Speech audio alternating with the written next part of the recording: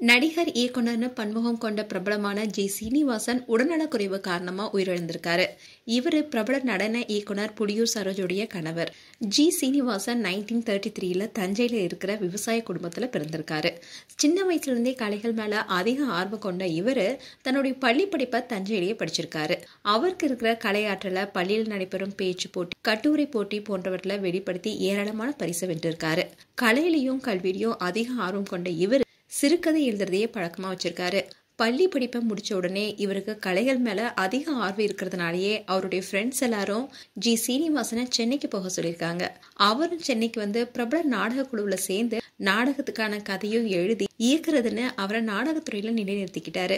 இவருடைய நடிப்புக்கு ரசிகர் மத்தியில நல்ல வரவேற்பு கிடைச்சது. சொந்தமா நாடக குழு ஒன்னையும் தொடங்கினாரு.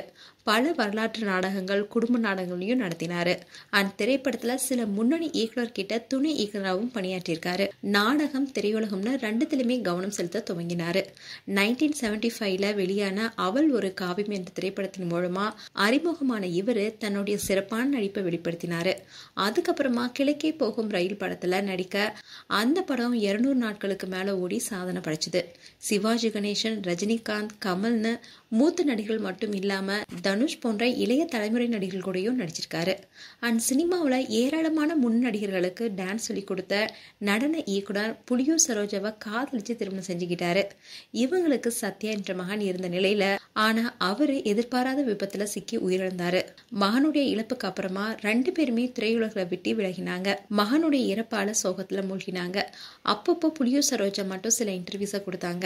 இந்நிலையில தான் வயது மூப்பு காரணமா ஏற்படுற பிரச்சனையினால அவதிப்பட்டு வந்த நடிகர் ஜி ஸ்ரீனிவாசன் சூரிய மருத்துவமனையில சிகிச்சை பெற்று வந்த நிலையில அவருடைய 95 வயதுல சிகிச்சை பலனின்றி உயிரிழந்திருக்காரு. இவருடைய மரணம் திரையுலகள சோகத்துல ஆழ்த்திருக்கு. பலரும் தங்களுடைய இரங்கலா இவருக்கு தெரிவிச்சிட்டு வராங்க. மேலும் ஜி ஸ்ரீனிவாசன் குறித்து உங்களுடைய கருத்துக்களை கமெண்ட் செக்ஷன்ல சொல்லுங்க. இது போன்ற வீடியோஸை பார்க்க நியூஸ் தமிழ் கிளிட்ஸ் சேனலை சப்ஸ்கிரைப் பண்ணுங்க. மறக்காம நோட்டிபிகேஷன் பட்டனை கிளிக் பண்ணுங்க.